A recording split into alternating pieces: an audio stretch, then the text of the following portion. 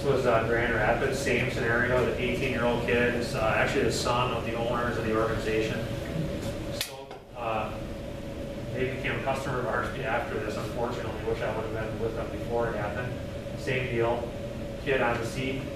He's home from break from the military, and you want to see what's on the pallet. Bends forward, leans forward, and stock hits the down lever. Down the mask comes, he falls through between the over the steering wheel, and the mask comes down. So again, if you're buckled in, you're probably not going to be able to do that. If you don't buckle yourself, you'd be really careful about bending forward. This was just a workplace stairs. I may have talked about this one before, guy. This is just using a handrail, not trying to take too much stuff down the stairs. This guy fell forward and died on this stairway instead of using a handrail. Why do you want to use a handrail going downstairs? Fall. You got something to hang on to, right? You don't have anything to hang on to when you fall and you trip on the stairs. Where are you going? You're going to the bottom, right? And that's not a good case of when coasting. It's not a good thing. This one was a wind turbine. Guys in the wrong place, so they're craning some heavy material, which you guys do, putting it in position, and the forklift operator jerks the load. Our guy's in the wrong place and he gets pinched. So here again, as if you're operating equipment and you have somebody else, you're doing rigging or something like that, you have to make sure people are clear. You have to make sure people aren't in the way, that you're watching out for everybody. In this case, all of these are easily preventable. It's just a matter of doing the right thing. This was a garbage truck in Illinois. Just again, for the sake of talking about how wild things are, a operator knew that the equipment wasn't right. He knew the equipment wasn't working properly, but what he did was he didn't get it fixed. He just was working with it. So there's a button on the side of the garbage truck you hit to activate the hydraulics to a higher RPM, so it works better, right? And he did that, and the machine jumped into gear and took off. So it starts rolling down the road without an operator. What's the natural reaction instinct to do in that case? You don't want it to hit anybody or kill anybody, so you're going to run after it and try to stop it, right? What do you think happened? Fell under the wheels. Here's another one, same thing. All the forklift needs to do is get two wheels off of a level surface onto another, and it's going to go over. So if you have ramps, that type of thing.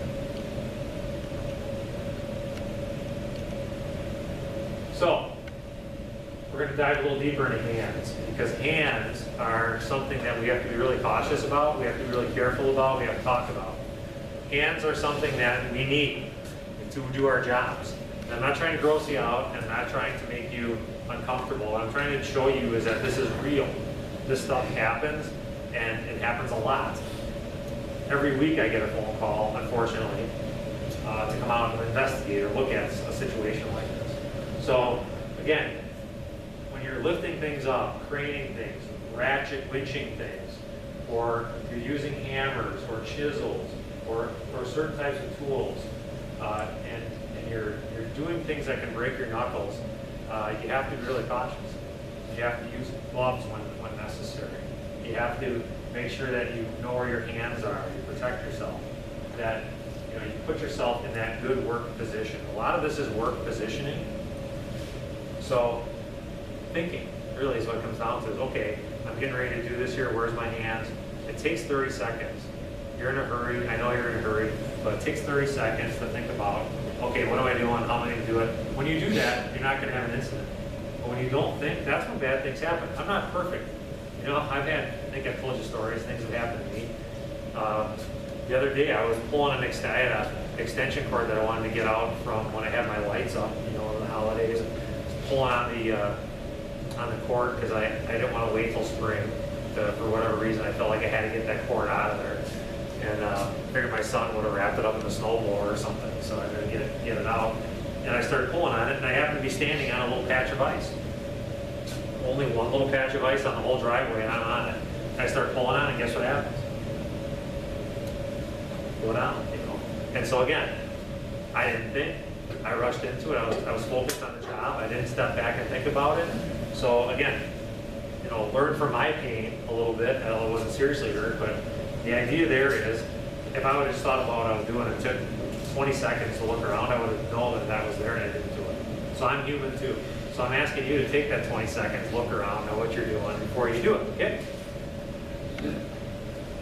So again, where we see from an hand injury perspective, using the wrong tool for the job, attempting to lift something too heavy, using a screwdriver in the wrong way, handling round objects, leading to pinching, crushing, etc., overreaching, flying objects, tools falling from heights, and many more. So let's take a look at a couple. You guys ready? All right. These are all, sorry about this, but you gotta get closed out. But these are all cases of where somebody was doing the wrong thing. This was from a little grinding wheel, handheld grinder. There's a fingertip into a pedestal grinder.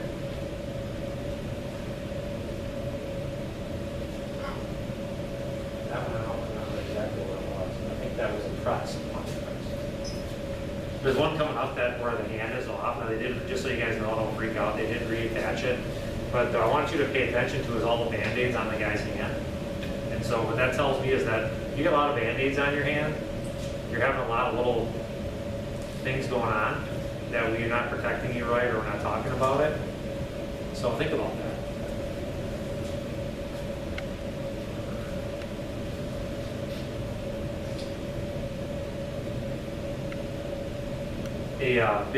That's a big disc right there. Grinder, sand with sandpaper on it, sanding wheel.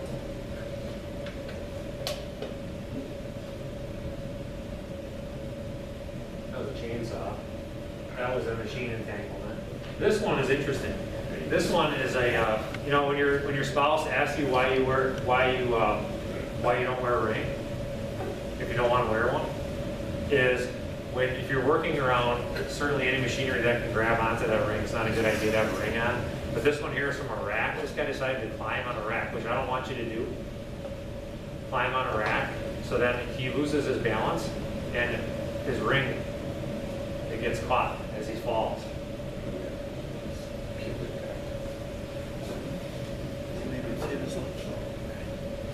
You hanging in there, Jared?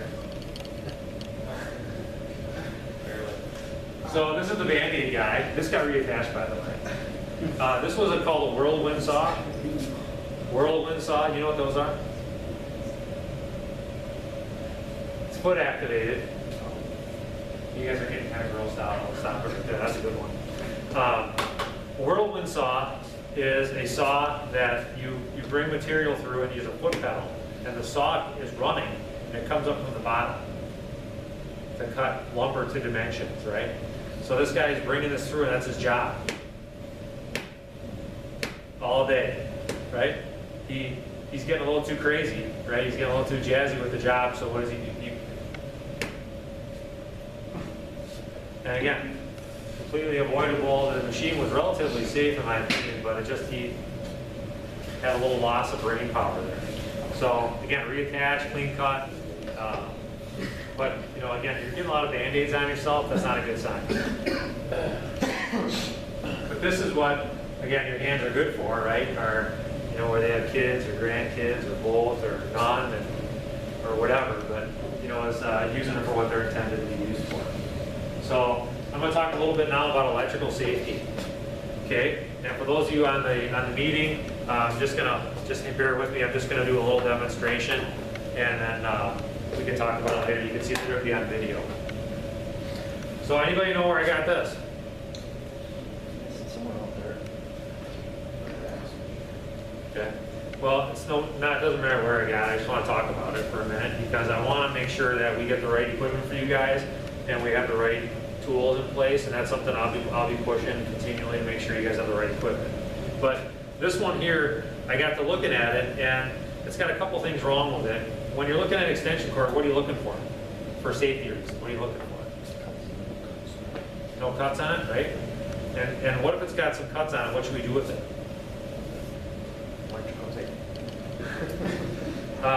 Do you guys use your cords in wet environments? Potentially?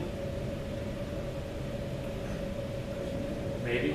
Potentially, yeah. If it's potentially, I want you to think about not fixing those cords with electrical tape. You can make a waterproof repair, but again, at the end of the day, this is a $8 insurance policy to get a new one, in my opinion. So I'm not trying to spend your money, but I'm just giving you how it is. What else did I look for? Yep, you want to look at prongs, plug ends, everything looking for damage. This cord here has been repaired. It's been made shorter or whatever, something happened to it, so there's been some, or it's homemade, one of the two. The other thing that this one had some electrical tape on, so me being the safety guy, what do I do when I see a cord with electrical tape on? What's the first thing I do? Tape off. Why do I take the tape off? See what's going on. See what's going on underneath it. So again, this is designed for your safety. I want to make sure that we cover this stuff, so when you see this stuff, we get it fixed, or we trash it. But the tape was covering the live portion of the plug, right? And so again, that's something that I'd like you to avoid. Just again, $8 insurance policy versus running the risk. To me, it's a no-brainer. But that little piece of electrical tape gets peeled back, and you go to unplug this. Where's your thumb go? Right there. So 110 can kill you. One of the first incidents I ever saw and investigated, it happened like this. It's a organization that I won't name, but what they did was every time they had a cord like this, they threw it in a barrel, and they said employees can take them home. So to use them at home, right? And so they were doing that with tow straps, with chains, and with cords. Is that a good idea? No. So they took those. So this guy took home one of the cords. He's like, "Hey, free cord, right? Yeah, woo, I win. Free cord." So he's got it home. His 17-year-old son grabs the cord, and he's got his first new used car. He's going to vacuum it out, and it's a summer morning in northern Illinois, I believe it was, and the dad videotaped it. I saw this videotape. And the son plugs the cord in. He's going to vacuum out his car. It's his exciting first new used car. Plugs in the cord and plugs in the vacuum cleaner and starts to walk out across the yard. And it's summer in Midwest. So what do we have in summer in Midwest in the yard in the morning? He's got bare feet and he's got the cord. Starts to walk with the whole rig, hits the grass, takes one step on the grass, dead. Now, why did that happen? Bad cord, exposed wires, is that it? Okay, for home, he didn't, well, if I start picking it apart, I'm going to start talking about, footwear and other things, but I can't expect that out of a 17-year-old kid at home. But for you guys, I do. But bad cord. That's all it was. $8. And then so that's why we want to just look at what you got at home, look at what you got here, and just run them through. So we're not going to use that one for the demonstration. We're going to use this one. So I'm just going to show you how electricity runs through the body. I'm not going to electrocute you, but I'll show you that when you're using a cord, you have electricity going through your body. You're not 100% safe. So I'll just need a couple people. Cruise up.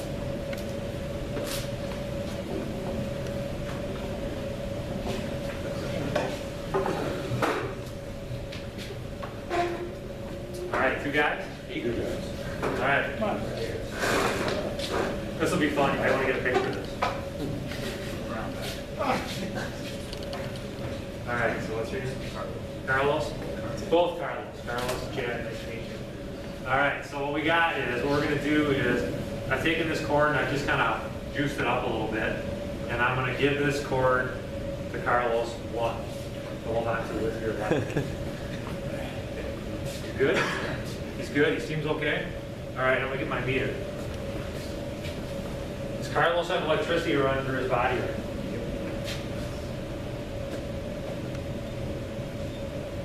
Ooh, Carlos. So you guys know what this is, right? Little circuit alert. So he's got electricity running through his body. Not much, but he hold it nice and tight. So, Carlos now is getting shocked. Let's say. He's not, but he's got electricity going through his body, but why isn't he getting shocked? He's got good shoes on, the cord isn't cut anywhere, he's not exposed to live wire, he's insulated, right, all that good stuff. Okay, so what happens is when someone's getting shocked, somebody else goes to try and help them, so what do? Yeah, so you grab him by the skin there, let's see if we can get a little, let's try again, ramp him up, get that going like this. Maybe this is a really, really good cord. Or maybe he's got a lot of dehydrators. Yeah, I'm getting. You could try the other cord.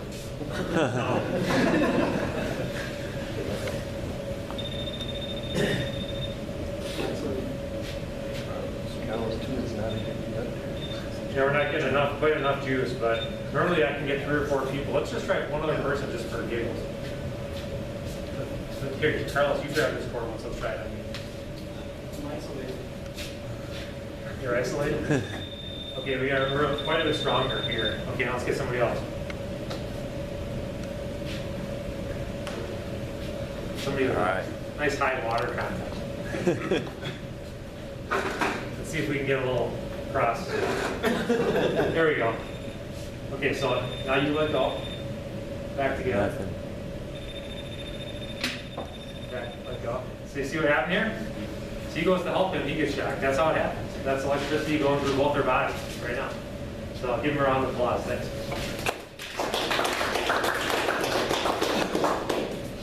So thanks guys for helping out. But that's really, when you look at how and why that stuff happens, and I've seen it happen a lot in industrial environments, people are getting shocked. Someone's natural reaction is to go help them and to grab them. What do you want to do?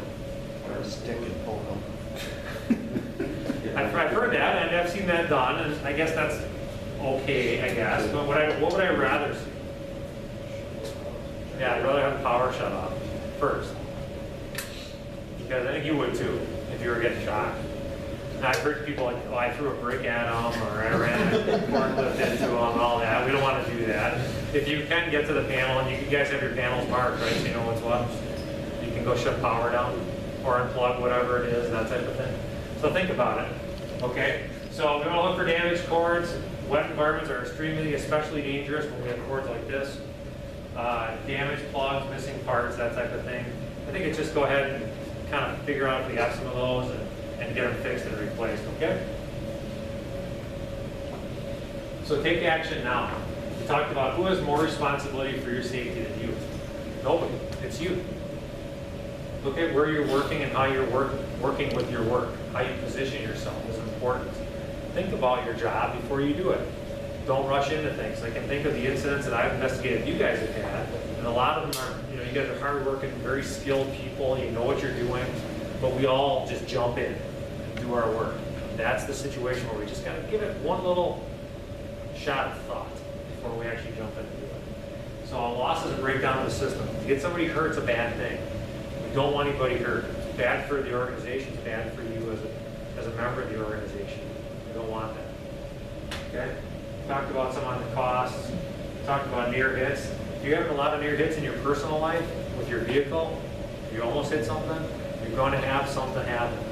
You have a lot of situations here where you almost hit something, you almost got hurt, something's going to happen. You have to reduce those near hits, okay? And then lastly, those not engaged in the process, you got to get into it. If you can't get into it, those people are not as valuable to me as far as being in the workplace, because they could be a danger to themselves or you or somebody else. So we have to make sure everybody's into this stuff. That's that important, okay? I covered this stuff in a quick fashion, but I wanted to make sure that we stayed on schedule because I've got a little bit of a late start today, but I want to leave just a few minutes for discussion and to see if anybody had anything they wanted to talk about, any specific issues or items that things have been going on with you. And be more than happy to hash them out and get them solved, or at least try. You guys are all good? You want more pizza? No? Cookies? Cookies? You looking through me to the cookies?